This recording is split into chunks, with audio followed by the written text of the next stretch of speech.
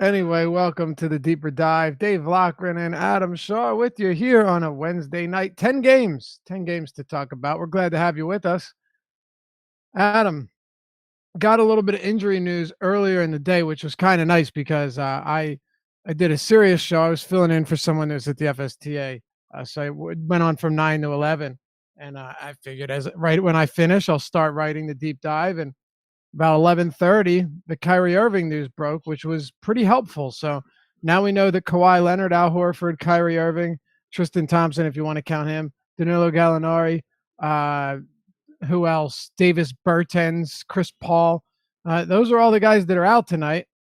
But we also have we kind of have a laundry list of questionable players as well. So we're going to have to monitor them throughout the day or throughout the show. Ben Simmons, Jimmy Butler, both questionable. Andre Drummond went through shoot around, but was still in concussion protocol yesterday. So that'll be interesting to see what happens. We've got a lot going on. Yeah, it should be a pretty high-scoring slate tonight, especially for a slate where I believe the highest team total is like 117. Normally, those aren't that high-scoring, but it should be pretty high tonight. Yes, it should. Also, Marc Gasol questionable, dealing with like one of his 14 ailments. He just keeps coming down with new problems. Let's just jump right into it. Toronto, Indiana. Pacers hosting this game. They're 6-point favorites because Kawhi Leonard is out again, and he will be expected to return on Friday. I think this will be, his fourth or fifth game that he's missed in a row. So you have that. And, Fred VanVleet is 4,600 on FanDuel and DraftKings. Kyle Lowry is 7,200 on DraftKings, 7,500 on FanDuel.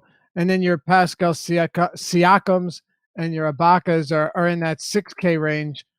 Let's talk about the Toronto Raptors who, if you played a lot from that game yesterday, which I did, meaning both sides of it, Sacramento after those injuries and Toronto with those injuries, even though it was the early game and a lot of your guys were done early, it ended up turning out pretty well. Unless you played a bunch of TJ Warren like I did, then it still didn't turn out very well. Oh, well, but, yeah, that's the case. But I mean, the game compared to the rest of the games turned out pretty nicely. Yeah, not just like random one-for-one players. Yeah, obviously totally different matchup here going against Indiana than against the Kings. Still an appealing spot because the Toronto guys are just priced lower than they should be without Kawhi out there. VanVleet, I expect I'll have much lower exposure to tonight than I did last night. I had him in about half my lineups last night. I don't think I'll end up getting there tonight, just because it is a tougher matchup against Indiana. He's normally not the type of guy that goes out there and gives you a monster game like he did last night either. He's going to play about 30 or about 2/3 of his minutes alongside Kyle Lowry and the other third without Lowry on the floor. For the season, he's averaged about 0.95 fantasy points per minute without Lowry and Leonard. He's averaged about 0.78 fantasy points per minute alongside Lowry. So he really just grades out as a guy who, probably gives you somewhere in that, upper 20s, maybe 30 fantasy point range. On this slate, I don't think I get there very much.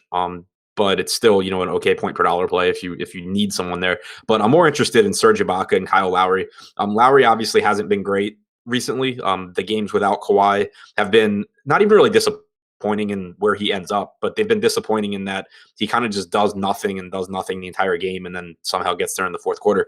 But there's still upside there. It's a tough matchup, but with how inexpensive he is and the bump that he gets without Kawhi on the floor, it's pretty tough not to like him, assuming he's going to play around 36 minutes in what should be a competitive game.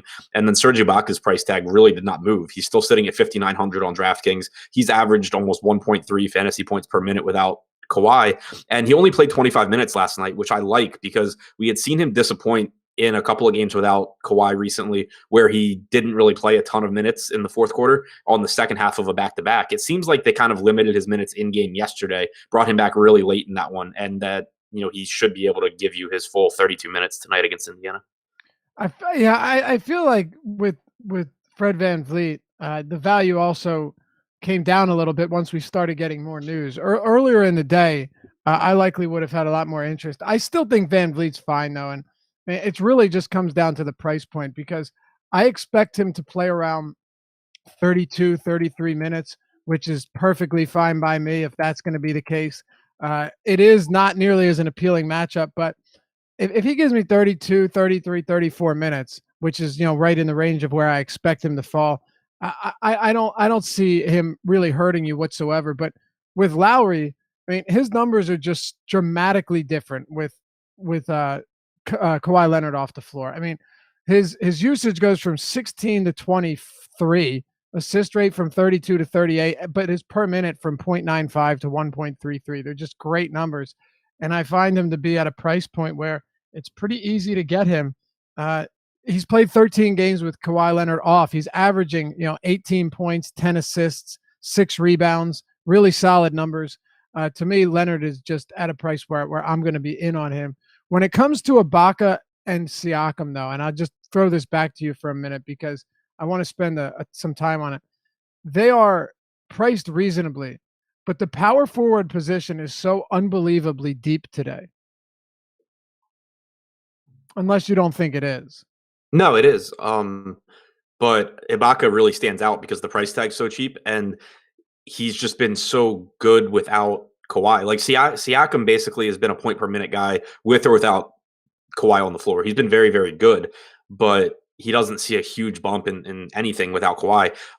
With Ibaka, you start looking at, a 28, 29% usage rate for him. The rebounding goes up a little bit, and it doesn't matter if Lowry's out there or not. He's just been great regardless of who you put on the floor with him, as long as it's not Kawhi. So even at a deep position, I think Ibaka really stands out. Fair enough. Man, Siakam was definitely disappointing last night. No question. I had some good lineups and plugged him in over DeAndre Jordan in a couple of them as like a game stack type thing. And you know what? The game stack in basketball, I know it works sometimes, but a lot of times it just really backfires. I mean, it backfires so damn often. We don't need to get into it, but it's frustrating to say the least. I mean, look, Van Vliet was great. Bogdanovic, the Kings side of the ball was fantastic. Like those guys were excellent, and I don't expect to see that production coming anytime soon unless we get these guys to continue to be injured. But no, look, with Toronto, I have no issues with a lot of them. Lowry is my favorite though, because I think without Kawhi, this is too good of a spot regardless of matchup. Who's your favorite Toronto player? Ibaka, then Lowry, then Siakam, Van Vliet. Yeah. Okay. But a definite gap between Ibaka and Lowry and the other two. Okay. Wait, a gap between Ibaka and Lowry, or Ibaka and Lowry paired and then a gap? Yeah, Ibaka and Lowry are close. Then there's a gap. Yeah. I have it the same way, but I have Lowry and then Ibaka, and then Van Vliet and Siakam. And the only reason I have Siakam down there at fourth is because I keep finding so many good power forward plays at pretty much every tier. Yeah, and I think that Van Vliet is, at least on a point per dollar basis, not necessarily on an upside basis, but on a point per dollar basis, I think he's just clearly underpriced. Agreed. All right. Anything for Indiana, though? Not really, not with any regularity. Like I talked about it, Josh and I had talked about it this morning. Obviously Oladipo's price tag is still fair, but on this particular slate where there are so many guys out on so many different teams and you have a mostly fully healthy Indiana team, it's really tough to get to Oladipo. Miles Turner I like, but I just can't really make an actual argument for getting to him consistently over someone like Enes Kanter for $1,600 less, or finding money for Vooch, or a handful of other guys at center. Yeah, I'm the same way. I really don't. There's nobody that sticks out to me here. And then when you cut to Oladipo, there are a couple of guys similarly priced to him that I just like more. I mean, Oladipo. The question is Oladipo injured right now, or is he just playing poorly? I think he's just playing poorly. Me too. Yeah. I mean, I'm taking what he says at face value. Like he had said right after the injury that he was still dealing with it, but then he said, recently that it's not an issue and it's just, teams are defending him differently and he needs to figure it out. So I think he's healthy. I think it's just, teams attacking him differently. I think so too. But at the same time, attacking you differently or not, if it affects your performance that much, then we have to adjust how we approach him. It's that simple. All right, let's talk about Brooklyn and Orlando. I tweeted something today. You'll probably find it interesting that Vooch is the only player in the league, Nikola Vucevic, not Nikola Jokic, with a usage rate, rebounding rate, and assist rate all above 20%. Now, that's really impressive, right? But it's not just all sitting around 20. He's got a 28% usage rate, 20 32.5% assist rate and 21% rebounding rate. He's just been phenomenal. And now he's averaging more minutes over the past couple of weeks, which is pretty incredible. So you've got him on the road against the Brooklyn team that he just beat the shit out of the other week. They're 5.5-point dogs, a 218.5 total. I will say it again, though. Center has a lot of good options. It's a tough spot, but Vooch has just been outstanding. Yeah, I mean it's an absolutely amazing spot. I thought that was a really interesting stat that you tweeted out. I was thinking that it was him and Jokic, but Jokic I know is right below 20% rebounding. And now you get, obviously a great matchup against Brooklyn as well. We just saw this matchup recently and, goes back against a Brooklyn team that struggles to rebound. Vooch obviously is great at everything across the board. The only issue really is that there's value at this position. There's good value at this position. And there's a lot of, really high upside guys, especially on DraftKings where you also have the power forwards that you can play over there, like Ibaka, like Joyce Randle on both sides. But, there's guys that you can slide over.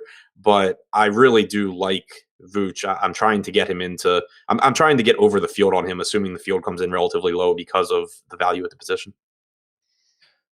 I agree with that. On the rest of this Orlando team, though, I don't really see myself getting there. The other day, you had like a low cost Fournier. A few of these guys were inexpensive. I guess Aaron Gordon is okay at 6,700. Vooch is really the only guy I have for Orlando that I have much interest in. Yeah, same here. Gordon's fine. He would be my second favorite guy from Orlando. Beyond that, I just not really getting to anything. What about Brooklyn? Because D'Angelo Russell's been outstanding lately. I mean, this guy just looks great. He's attempted 25 shots or more in 3 of his last 4 games.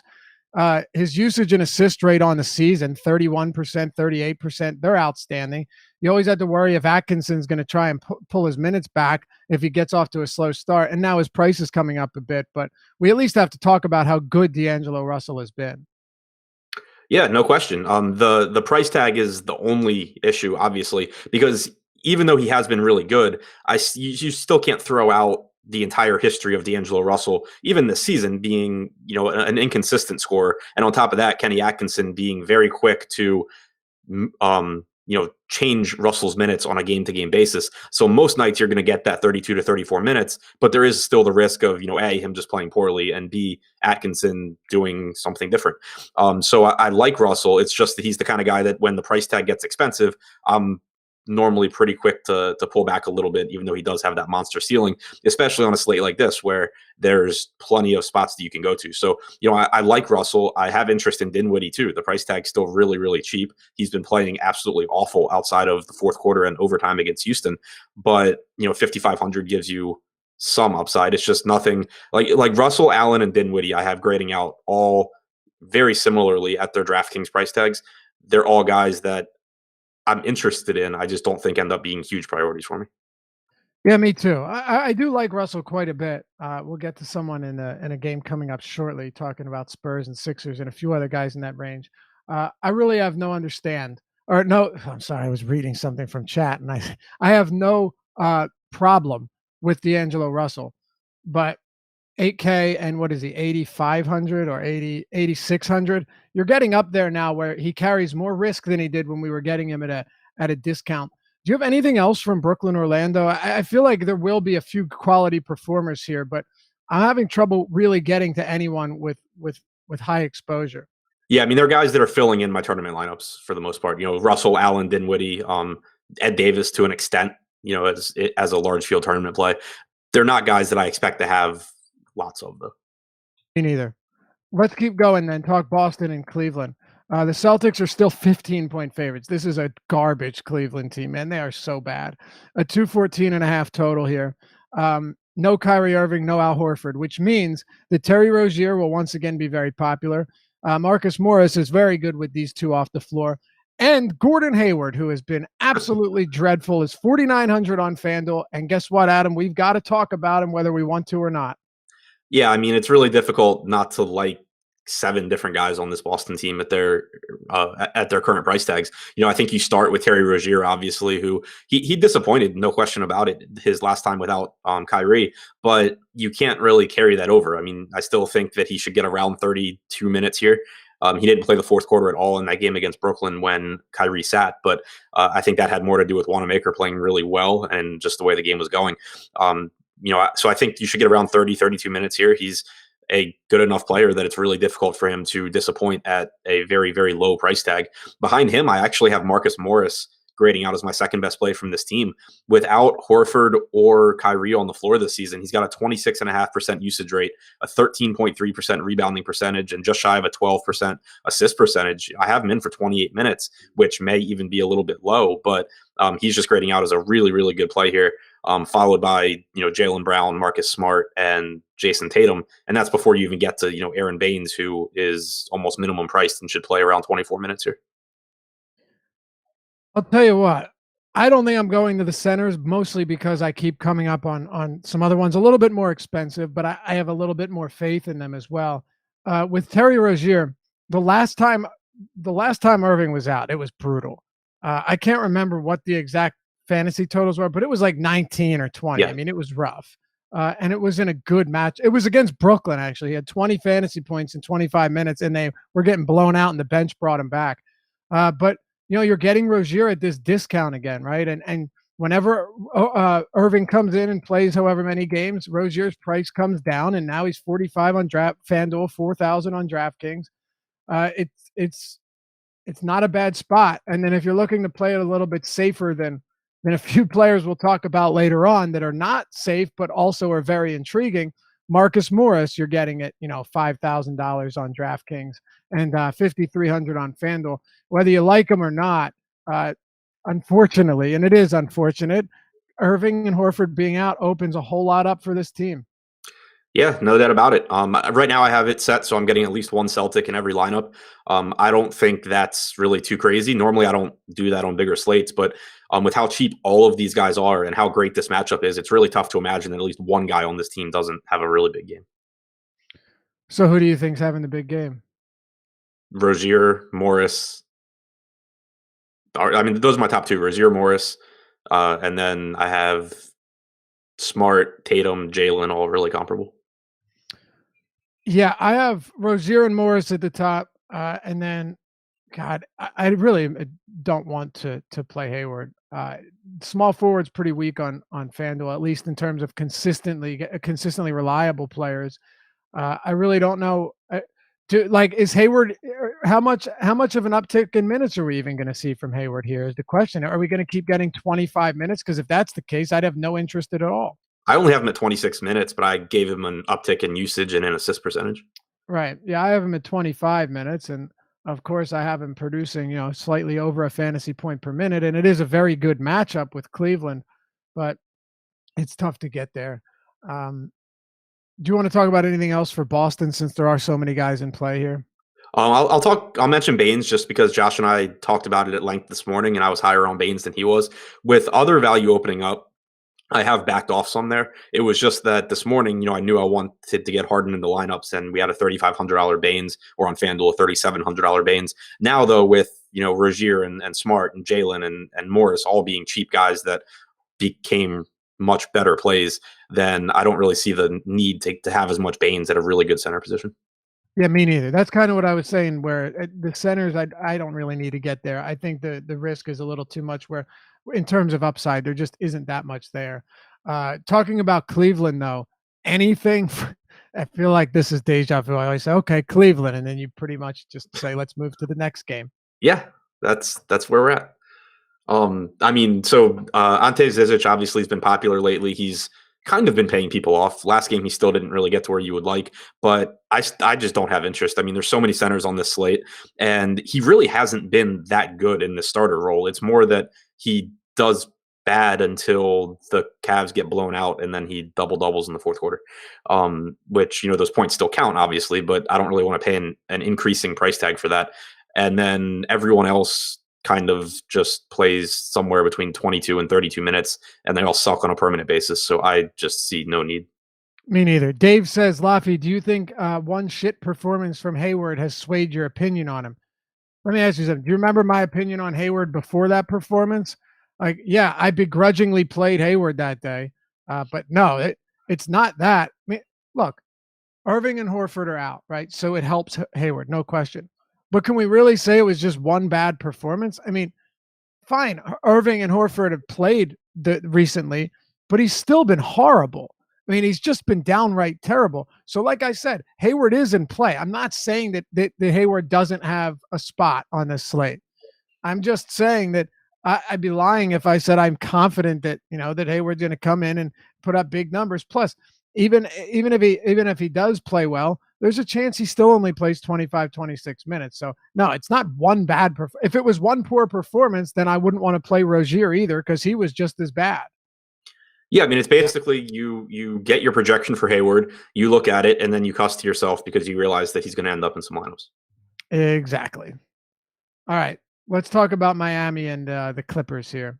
God, $6K Hassan Whiteside, $6,000. Can you believe it? The Miami Heat are 5.5-point favorites, 216.5 total against the Clippers. And of course, it's a Clippers team that's just been downright dreadful at containing opposing centers. I mean, no team allows more points to the position. Only a couple allow more rebounds or blocks. They're 27th and 26th or 28th in rebounds and blocks allowed. It's just, man, this is a spot where if Whiteside did get those minutes, Adam, he could just go off. But we don't know. We have no idea whether Spoelstra is going to give him to or not because Bam Adebayo has clearly been stealing a lot of run from Whiteside, and it's not just the past couple games. Right, and it's a really interesting spot also because Bam Adebayo is cheap. So you're going to get 48 minutes from Whiteside and Bam. If they both played exactly 24, they would both be slightly above average, basically neutral plays. But the chances of that, it actually coming down to an even split are pretty low. So what I've done is I actually projected them for 52 minutes total, and then obviously I'm just not playing them together, and I'm making sure I don't end up with either one as some huge stand or huge core play for me. But I want exposure to both of them in tournaments because they're both underpriced. For if one of them plays 28 minutes, they're a phenomenal play, whichever it is at their price tag in this matchup. I don't want to middle myself and just end up with neither one when there's a pretty good chance that one of them has a good game here. Right. That's kind of the problem, is that it's such a good spot where not playing either is going to be tough. Now, as you pointed out, there's no way you play these guys in the same lineup. There's just no way, especially given that Adebayo, even with the extended run, hasn't exactly been stellar off the bench, right?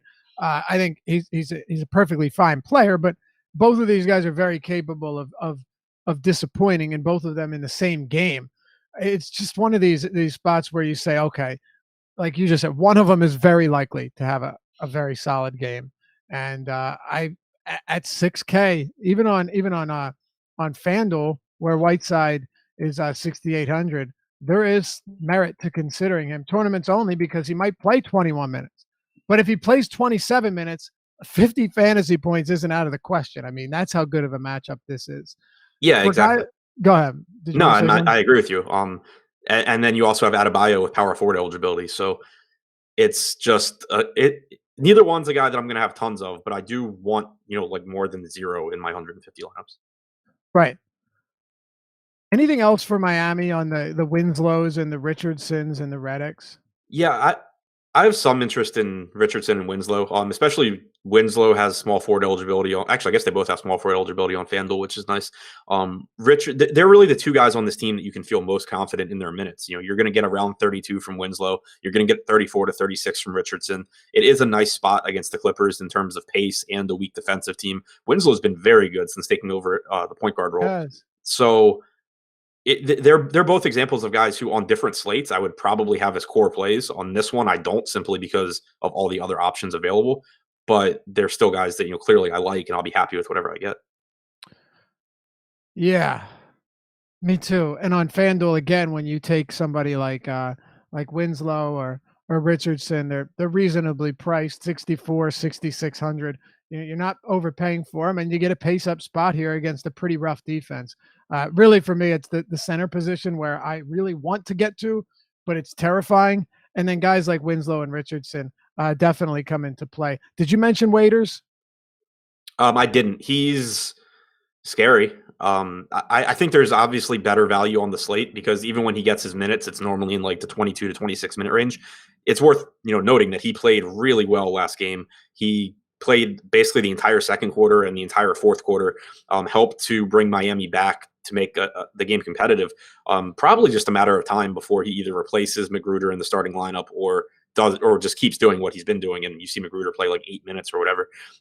The price tag moved up pretty quickly. If he was still like 3,600 on DraftKings, I'd be really interested. At 43, it's still tougher to get there. FanDuel, I don't have their price in front of me right now, but if he's cheaper on FanDuel, then by all means go ahead and play him as a guy that you can drop if it doesn't work out. On the other side of this game, we've got, Lou Williams, who yesterday, the status jumped all over the place. He played 23 minutes. Doc Rivers said he was going to be limited. Montrezl Harrell, who is still 6,700 on DraftKings, played 31 minutes. Definitely coming back down to earth recently. However much of that has to do with being in the starting lineup is anyone's guess. But I think also a few of these matchups haven't been particularly easy either. And then guys like Tobias Harris and the rest of them.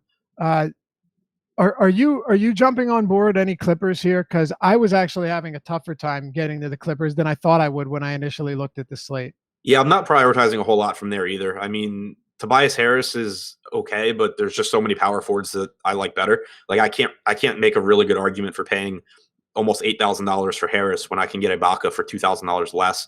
Harrell, obviously is nice. You should get around 32 minutes here. For the season, he's been very productive, not quite as good lately. But again, it's just that there are so many power forwards and so many centers that you have to prioritize somewhere. And these guys both kind of fall off for me a little bit. Right. Anything else for the Clippers? I mean, I just gave you my rundown. I don't know if I'm getting anywhere else here. I'm not. I mean, the price tag on these guys, price tags have just come up to where, Pat Beverly's been playing incredibly well. I have him at 34 minutes tonight, but he's still just so unlikely to outproduce a $5,000 price tag that I don't want to get there. Gilgeous-Alexander is more expensive than I want to pay for. The only guys that I'm really interested in are Harris and Harrell. Right. Me too. And I'm not that interested, honestly. Right. Like Harris, the way I see it on FanDuel, where he's small forward now, is like you've got him at 8K. He's the most expensive small forward on the slate. I just find myself dropping down, below 7K, and right. And I think that's basically the point. It's not that, like, I think Harris has a good game. I think Harrell has a good game. I just think it's unlikely that either of them are the best plays at their position because of their prices. Let's move on then. We'll talk about the New York Knicks and the Houston Rockets. The Knicks here at Madison Square Garden are, of course, dogs by 8.5 points against the Houston Hardens. There's nobody else in this team. 226.5 total. Let's start with the Knicks and talk a little bit about Enes Kanter here, because Luke Kornet is out. We have a healthy Mitchell Robinson, and you have a Noah Vonleh who can obviously play a few minutes at the 5. But Kanter's 5,000 flat on DraftKings. Even if Fizdale only gave him 25 minutes, even if he only saw 25 minutes, I mean, God, he just has so much upside that we need to talk about him against the Houston team that, sure, they got Kenneth Faried, but let's not forget, Faried can play big, but he's 6'8". So it's him or Nene or Marcus Chris who is only getting blowout run. And it's a very favorable matchup for a dominant offensive player like Enes Kanter. I have no idea how to get away from Kanter at that price tag. It doesn't feel great because he's projected to be highly owned and because it's Enes Kanter and it's the Knicks. But outside of the last game that he played, he's been playing 24 to 26 minutes anyway.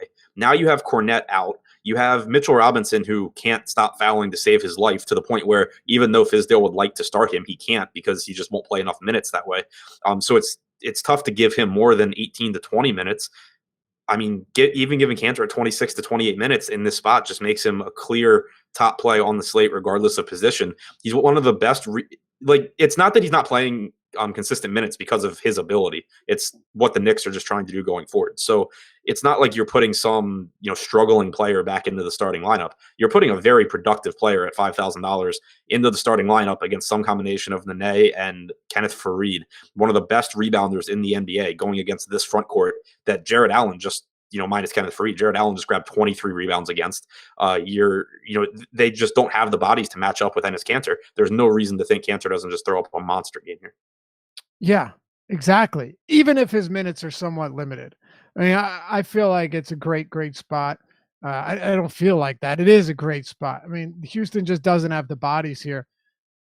He's kind of the only player though for the Knicks that I'm really have any interest in. Maybe you're on Vonleh here. I didn't find myself getting to him or really anybody else for the Knicks in this spot, even though it's not like Houston's defense is all that concerning or imposing.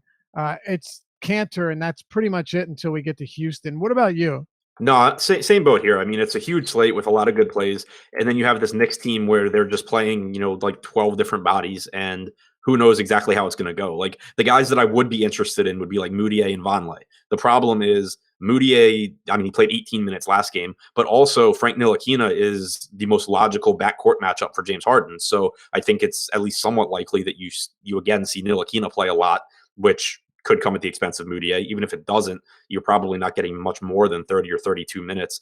There, it's just tough. Like it's really tough to get to anything outside of Enes Kanter from the Knicks because of just how many guys they play. Exactly. On the other side, Kenneth Faried played 23 minutes in his first game with Houston. And I think he would have played more if this game stayed close because Marcus Chris came in and he hadn't gotten any run. He came in because that game was over after the third quarter. So they closed with Chris and Vincent Edwards and Gary Clark, James Ennis, and Gerald Green. Kenneth Faried did not look bad in this debut. Mike D'Antoni had even said about him when asked by the media, he said, where is it? Let me find it. Here you go. He said that Faried was a perfect fit for Houston because citing his athleticism, energy, and ability to run the floor as reasons why he should be able to adequately fill in for Capella until he returns. Now, obviously, he's not Capella. He's nowhere close to Capella, and he's not going to actually replace him. But in terms of somebody that is a high energy center that can function in the pick and roll, that can function on lobs, that can grab offensive rebounds, Faried is the guy. He absolutely is. It's just how many minutes is he going to get? Right. And, like you said, he played 23 that game. And the way his rotation went, it wouldn't have been surprising if he had closed, had it been close. I have no reason not to go to Faried here. I have him projected at 26 minutes. I don't think it would be surprising if he played a little bit more. But in addition to him, being a very good point per dollar fantasy player, I think it's a benefit for Harden too. I thought it was interesting. I looked over the last few games since Capella got hurt, and Harden only has like a 34% assist percentage. But now, like you said, you have a guy who can function in the pick and roll and can catch the Harden lobs. PJ Tucker is not doing that. Gary Clark is not doing that. Having Faried out there, I think, just gives Harden more assist upside and not that it really matters. Like he's going to score 50 points anyway, but I think it just even makes Harden a little bit better play. Me too. Yeah, Harden and Nene, Harden and Chris, or Harden and Faried. Right. Faried at 4,400 on DraftKings. To me, it's not that reasonable. I mean, I actually think that. Oh wow. Appears to be a fire near the locker room at FedEx Forum. That's interesting. Who knows if it'll actually make a difference? You would think it doesn't. For those of you wondering, that is the Grizzlies Stadium. I thought you were going to say FedEx Field. I got pretty excited. Also known as the Grindhouse. But look, Faried is a career +1 per minute guy. I think people forget that because he's had issues with front offices and coaches that thinking that when he's out there, he can't produce. It's not like he's that old. He's not even 30. So if he were to get 28 minutes tonight, I'd be willing to bet that Faried crushes a $4,400 price tag. Yeah, I'm very willing to have him as one of my higher owned guys, even on a slate with a ton of plays that I like. Anything else for Houston? Anything you want to elaborate on with Harden? No, I mean, same thing for Harden. Someone asked me on Twitter earlier if I thought that the fact Ntilikina may defend, could spend a lot of time on him would deter me from Harden. My answer to that's no. Like, I care about who defends him more from a projecting Knicks minutes standpoint than I do from anything that it has to do with James Harden. I mean, it just doesn't matter. He's going to play 38 to 40 minutes in a competitive game. We're up to almost 700 minutes now since the start of last season without any of these guys on the floor that are currently out. And he's still averaging 1.93 fantasy points per minute. Yeah, there's really nothing else that needs to be said. And sure, he had a rough game last time, didn't play the fourth quarter. still at 37 points. There were still 4 minutes left in the third. Sixers actually did a good job though. They pinned him on inbounds and took a lot of passing lanes away from him, forcing him to take some bad shots, many of which he made. And a lot of teams are going to do that, but the Knicks don't even have the personnel to do that if they want. Like, Joel Embiid is very agile. He can come over to help anytime he needs. Ben Simmons, as big as he is, the Knicks don't have that. I don't see any way the Knicks contain him unless he's just off tonight. Well, and I mean, even just thinking about what he does outside of the 3-pointers. Remember the reason that Enes Kanter could not stay on the floor against Golden State? It's because he can't defend the pick and roll. Right. Like, yeah, exactly. So it's going to be rough. It's going to be a rough day for the New York Knicks. Do you want to talk about anything else for this team? I think Eric Gordon's fine. So I have Harden. Like, Harden clearly is the best play. Then Fareed. Then a drop off to Eric Gordon. Then another drop off to like Rivers and Green. All right. Let's talk about Chicago and Atlanta. Bulls 1.5-point favorites, 223.5 total. This game we're going to have to dig into a little bit because you got the Atlanta Hawks on the slate, so obviously this is a spot where you, no question, want to target them or pick on them. Chris Dunn struggled lately, but man, if there were ever a spot to bounce back, this would be it. He's still doing enough, seeing enough minutes to at least be viable here at $6,300. I mean, he's not expensive. 74 on FanDuel is a slightly different story.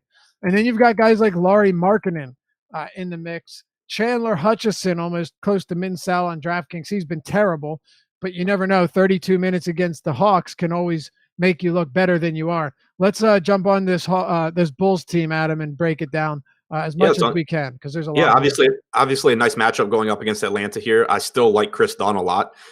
He's not the best shooter in the world, but he's got a 43.8% effective field goal percentage over the 12 or 13 games since Zach LaVine came back. He's not that bad of a shooter. He's in a shooting slump. It's not going to last forever. The opportunities are still there. He has a 20.5% usage rate since LaVine came back. He has a 35.5% assist percentage. He's still playing up around 32, maybe 33, 34 minutes. And he's the cheapest out of himself, Markkanen and Zach LaVine. So I really like him a lot. Then I have Markkanen as my second favorite guy. 23.5% usage rate since LaVine returned to the lineup. And it's just important to pay attention to those numbers because we really had no sample size of these guys playing together at any point because they've all been injured at various times over the last 2 years. So we're starting to finally get some minutes where they've played together. And Markkanen's at 23.5% usage, 12.5% rebounding percentage, also playing around 34 minutes in a nice spot here against Atlanta. LaVine's my third favorite out of that trio just because he is the most expensive. And we've seen, the usage is still there at about 30%. But the assist percentage has really come down as a result of playing alongside Dunn more. The usage percentage is down a little bit from where it was earlier in the year when LaVine was basically this entire team. So to me, he's playing similar minutes as Markkanen and as Dunn, but he's less involved outside of scoring. Like Markkanen, you're getting rebounds and points. Dunn, you're getting assists and points. LaVine, you're just hoping that he shoots really well. I'm just kind of not on LaVine right now. Can LaVine blow up in this spot? Yes, of course he can. But you just said to close that out, you said you're hoping LaVine shoots really well. Because if LaVine doesn't shoot really well, we pretty much have a good idea of what we're going to get from him, especially with this team healthy, right? Like with Chris Dunn out there, with Lauri Markkanen out there, it's things have squeezed, things have tightened up for LaVine where he can't just play 38 minutes. And because he has 35% usage, a bad game can turn into a decent game. That's not the case anymore. So let's go ahead and rank these Chicago players from, most preferable to least. And if there are any that you're just not interested at all, point that out. Don't even bother ranking them.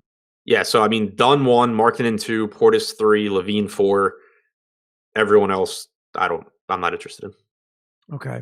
Yeah, Dunn number 1 for me, Markkanen 2. Portis and LaVine, I'm not that interested in, honestly. The whole Robin Lopez starting thing is not the concern for me. It's just more so that Portis is at a price now where looking at other players in the same salary range, am I not just better off paying a few hundred extra and knowing that I can get 45 plus fantasy points? Because with Portis, I think look, he's still a +1 per minute guy. We know that for a fact. We know that when he's out there, he can put up big numbers. But if I have to worry about him getting to 24 minutes, it makes it tough, even though it's such a fantastic matchup. That's just my thinking on Bobby Portis. Do you have anything else to add on the Bulls? I agree with you with Portis. I have him at 24 minutes. I do think that if you look at the rotation last game against Chicago, you basically had Robin Lopez matching up against Ante Zizic. Here, I think Portis is perfectly fine to go up against Dwayne Dedmon. So I have him. I expect that you'll see like 20 minutes from Lopez, and then Portis would be in the closing lineup. But I agree with you that it's just he's kind of a casualty of the slate because while he is a very good fantasy point per minute producer and he's in a great spot, you're just kind of asking for a lot of things to go right when you prioritize someone playing 24 minutes over someone playing, 32 or 34. Right. Exactly. And that's kind of where I have trouble getting there. It kind of looks nice knowing that Bobby Portis can give you those big numbers, but you always have to remember, the guy that was the flavor of the week, 4 or 5 games ago, 7, 8 slates ago, when the price comes up, it's not like you have to adjust for that. And when we were playing him at 4,300, it's different than playing him at 58. Now, 54 on FanDuel at power forward is a little bit different. I will certainly give you that.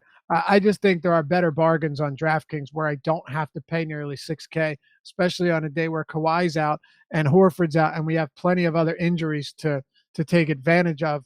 With Atlanta, Adam, we've got Kevin Huerter doubtful to play. I don't think he's been ruled out quite yet, but he is doubtful. Kent Bazemore remains out. Taurean Prince is back. This team's been in flux all season long. It's really crazy. But we saw last game with no Kevin Huerter, Jeremy Lin played 30 minutes and a decent amount of them alongside Trae Young because Bembry's already playing 30 plus minutes. So I think if Huerter is out, we have a decent idea of what the rotation should look like. Yeah, I think Lin's actually a pretty good value play here. I don't have him at 30 minutes, but I have him at 26. And that's still plenty, for the type of producer he is in a nice spot against the Bulls. At 4,200, I think that he's a very reasonable value play, even on a slate where a lot of values opened up. It kind of just makes me like him even more in tournaments if, other plays, even good plays like Terry Rozier are just going to draw more attention and, naturally just pull ownership away from Jeremy Lin at virtually the same price tag. So I like Lin quite a bit in tournaments. Helps that, on DraftKings, you can roster him at 2 positions. So yeah, I like him. I like John Collins, but again, it's just really tough to prioritize a power forward or center on this slate outside of, the ones that we really, really like. It's a great spot for him. It's a good spot for Dedmon as well. But again, just really tough to prioritize either of those guys. Whatever I get. Taurean Prince on FanDuel, I think, is an excellent play. Started last game. He's expected to start again tonight. I have him at about 30 minutes, and he's only 4,400 on FanDuel at small forward. So I think he's a great play over there. We've got some news. By the way, does it not feel like Brett Brown and the Sixers organizations have taken a page out of Popovich's playbook back when Tim Duncan and Parker and Ginobili were on this team, where everyone's questionable like 2 days before the game even starts? Joel Embiid's questionable now. Jimmy Butler's out. But the thing is, we've gotten a status update on Embiid, meaning he didn't even have a status. He was fine. And now with the back, he's questionable. Butler's out, but we have yet to get anything on Ben Simmons. And now James Johnson is questionable for Miami. I want to step back for a second. If James Johnson is out, Derek Jones has been really quite productive when he gets additional run. And this is really one of those games that could benefit him against the Clippers. If Johnson happens to sit, what are your thoughts on someone like Derek Jones, who's $4,100 on DraftKings and on FanDuel, $4,100 as well? I would like him more on FanDuel, but I think he would be fine. The thing is that there's still ways that this rotation can go where, like, Kelly Olynyk could just reemerge. Not that I necessarily think that's likely. Like, Jones would be the guy that I wanted. It's just that I just still have trouble having a ton of confidence in what Eric Spoelstra is going to do. But I do think Jones would be the biggest beneficiary. Yeah, I think he could have a really solid game, and he's done me well in some spots where you have to, obviously with somebody like him, you have to be very selective.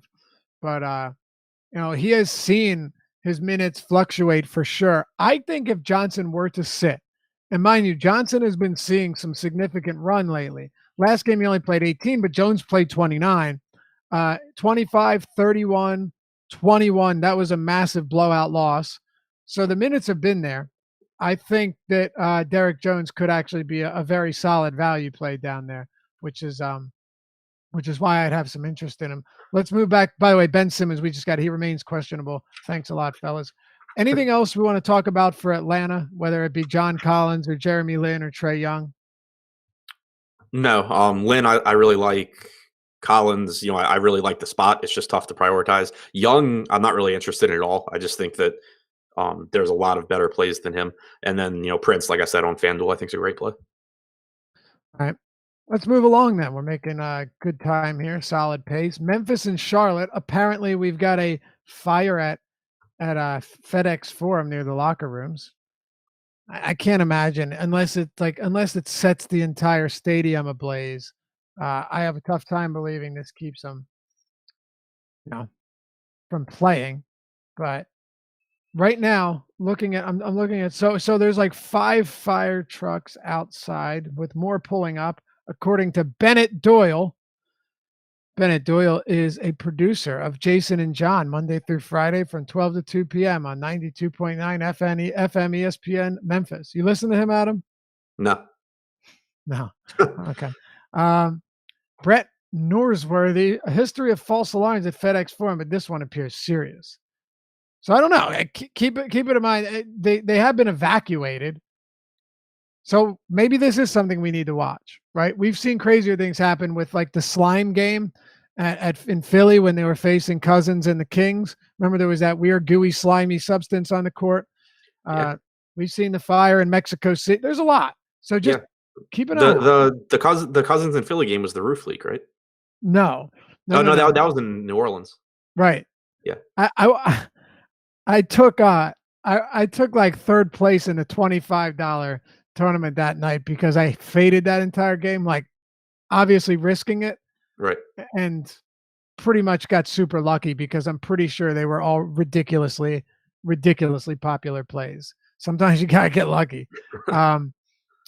But no, that was the game where there was like a goo, like a slippery substance seeping up through the floor, and they kept trying to clean it up. And the messed up part about this is the PA announcer kept telling everyone in the stadium, hang around, we'll have an update soon.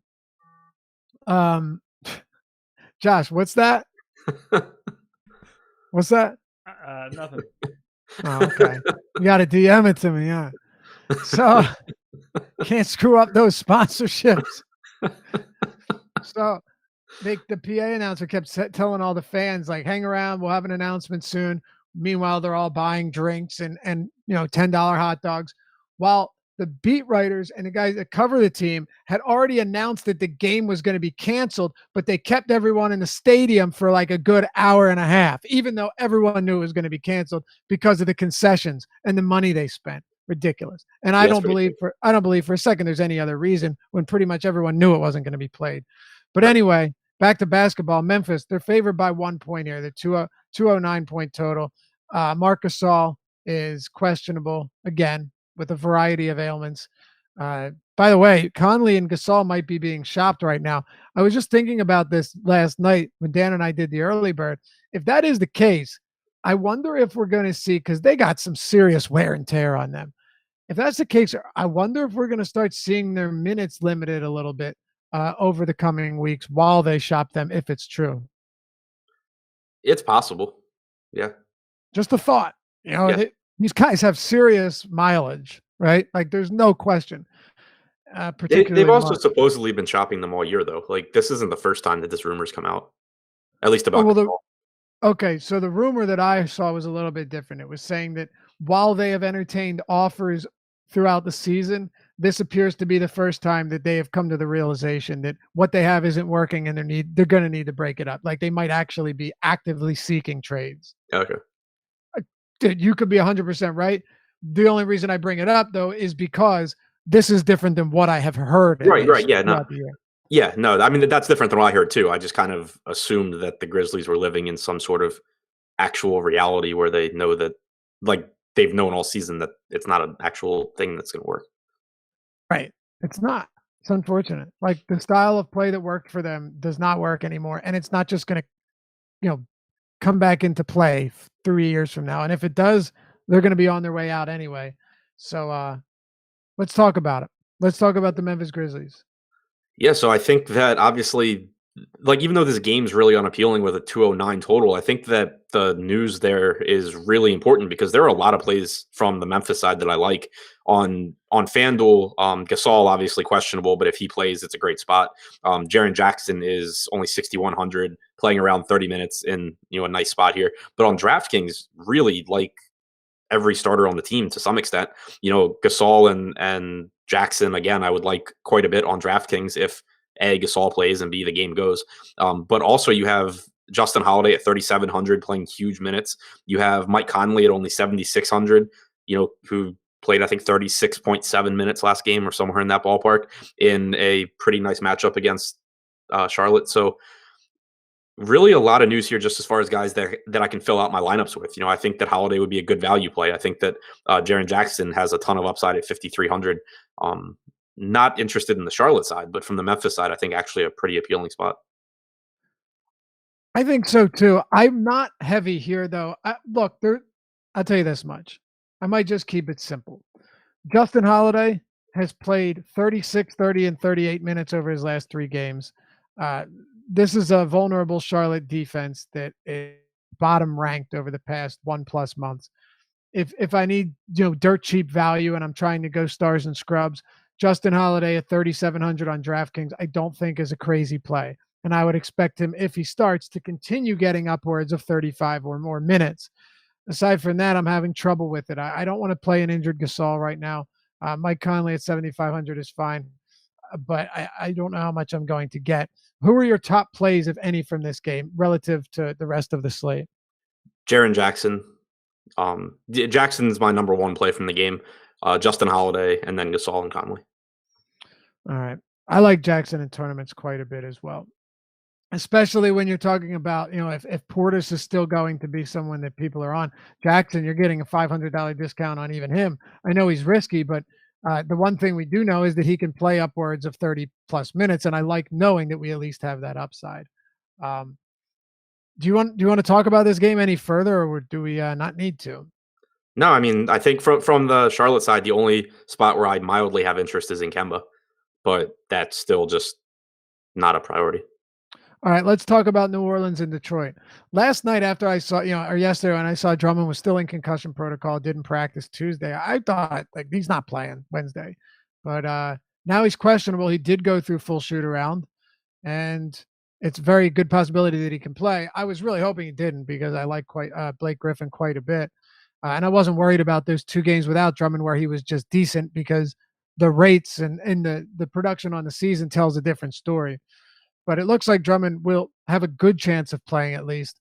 Let's break down this Detroit team, and then we'll get to the fun stuff with the Pelicans.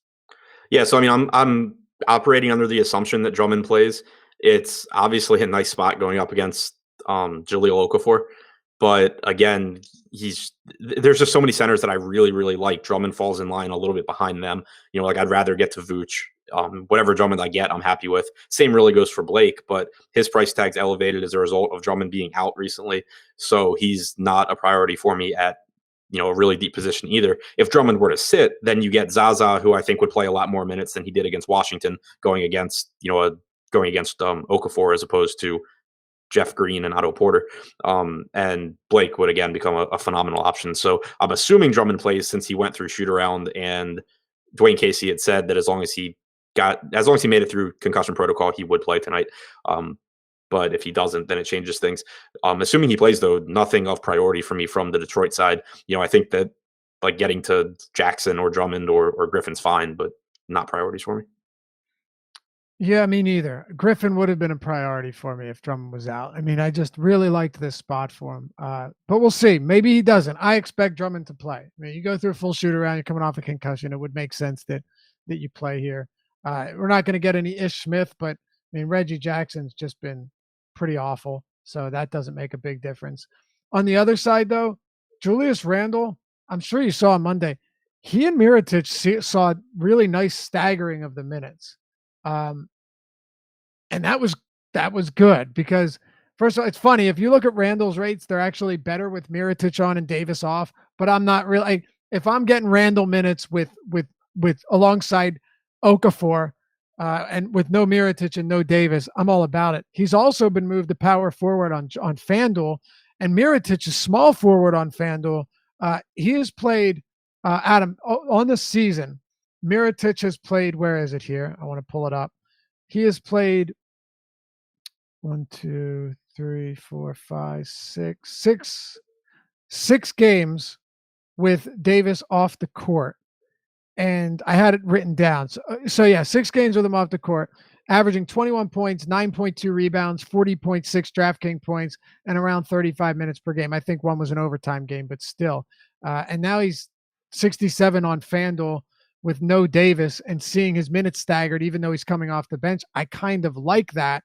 What do you make of this front court here? We'll talk about the 2 bigger guys first, Randall and Mirotic, then we can move to Okafor. Right. So Mirotic, I like more on FanDuel. Obviously, he's cheaper. He's a small forward. It's really tough again to get to him at power forward center on DraftKings. But on FanDuel, I like him quite a bit. I love Randall regardless. He only played like 27 minutes last game, but we can't really take anything away from that because he dealt with foul trouble for basically the entire game. I see no reason why he wouldn't get 36, 37 minutes here, assuming he stays out of foul trouble. So I absolutely love him regardless of site. Regardless of position, he's just one of the guys that I think I'm going to have a ton of. And then you get to Okafor, who played 35 minutes last game, played very, very well.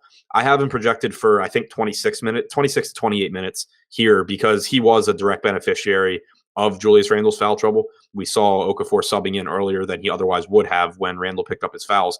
So I think that he's the one that drops down as a result. But still, if you're going to get 26 to 28 minutes from Okafor at a still pretty inexpensive $4,600 price tag, I still think that he's a strong play, but I would rather get to like Enes Kanter.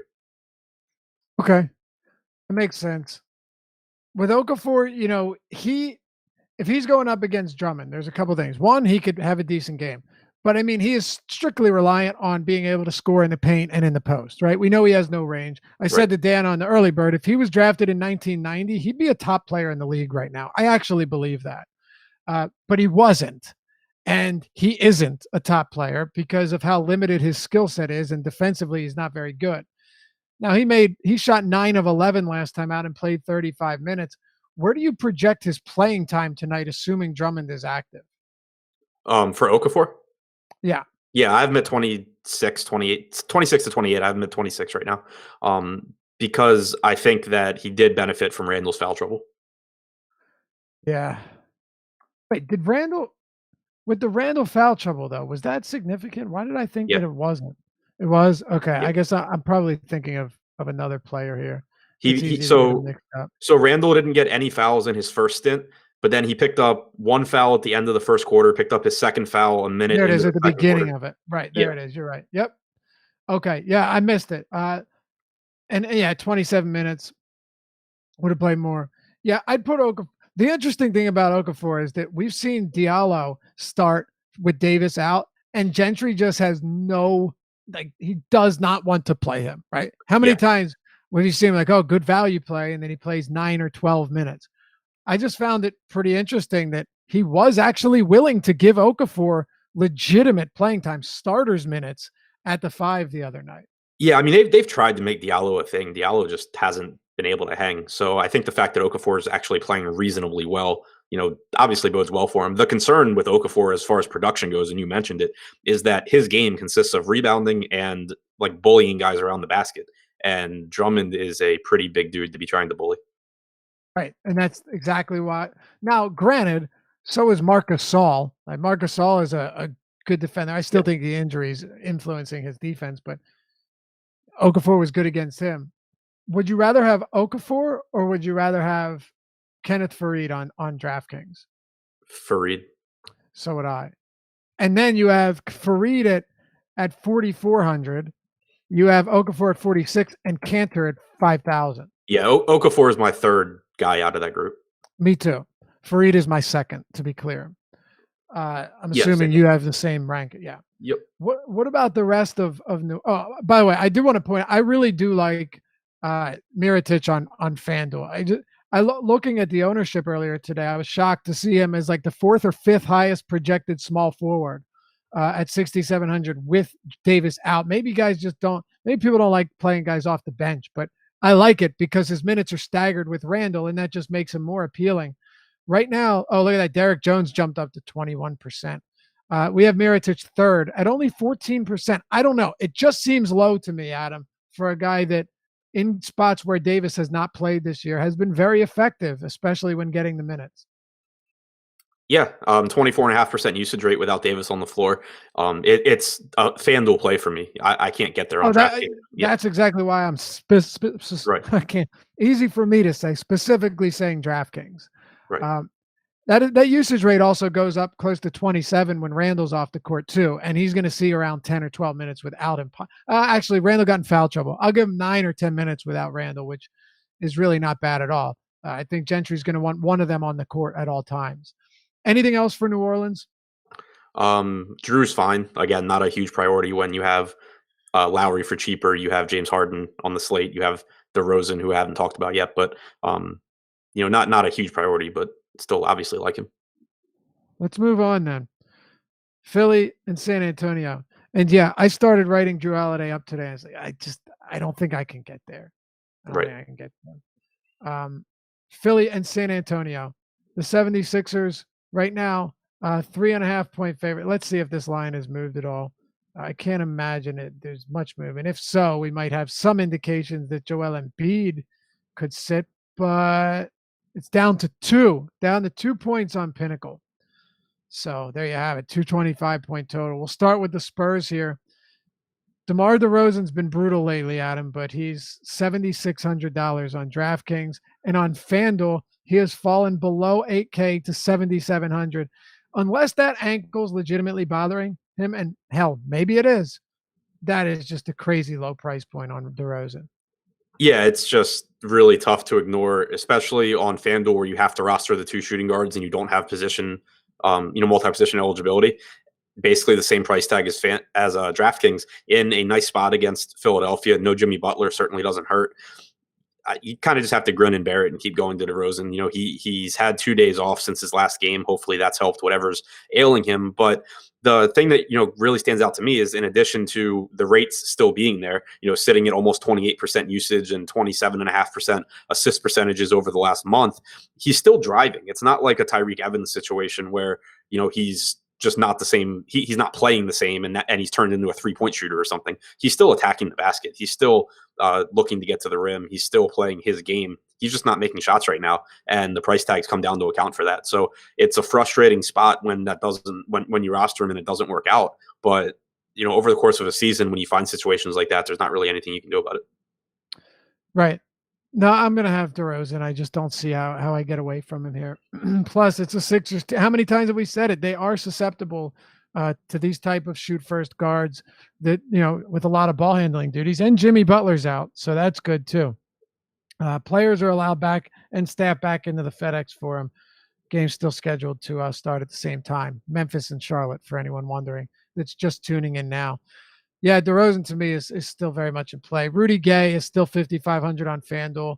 What about the rest of the San Antonio team, including Rudy Gay? Yeah, so Aldridge is I feel like the 12th player that I'm going to say I like, but not prioritizing because of the position he plays. Rudy Gay, on the other hand, plays much weaker position at small forward. Davis Bertans being out should do nothing but help to solidify Gay's minutes. I have him at 30 here. He played a little over 28 last game, 34 the game before that. Still, pretty inexpensive. I think he's a good play on either site, but especially FanDuel, where again you have to roster the two small forwards. So I would put him behind DeRozan from this team, but factoring in price and position, I have him ahead of Aldridge.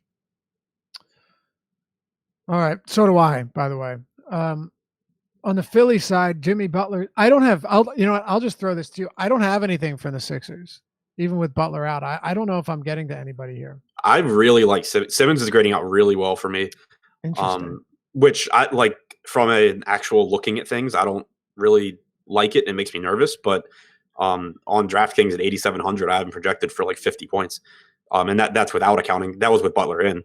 So I am going to like Simmons, assuming he plays. I'm going to like Embiid a lot, assuming he plays. The problem with Embiid in particular is that, again, lots of centers. He's the most expensive out of all of them.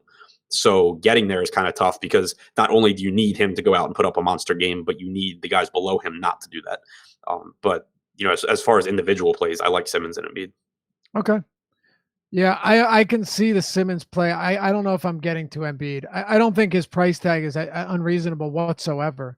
10-5 on DraftKings and 10-8 on FanDuel is perfectly fine. But just the team in general, that they're all either secondary plays or not really on my radar. So right. That's kind of where I stand. And I have enough respect for Popovich and a San Antonio Spurs defense that has definitely improved of late. That, of course, isn't to say that Simmons and Embiid can't have great games against good defenses. Just kind of where I'm at here. Let's talk about the last game.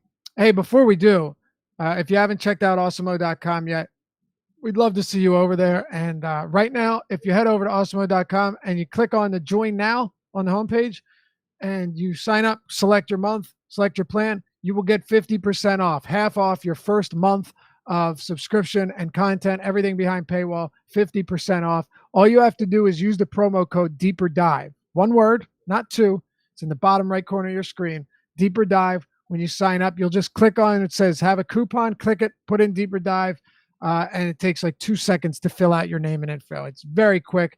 And then you check out and you're good to go. So hopefully we'll see you over there. 50% off your first month at awesemo.com. Use the promo code Deeper Dive, one word, when you sign up.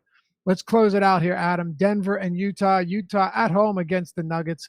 4-point favorites, 216 total. Are you getting to a lot here? No. Okay, because neither am I.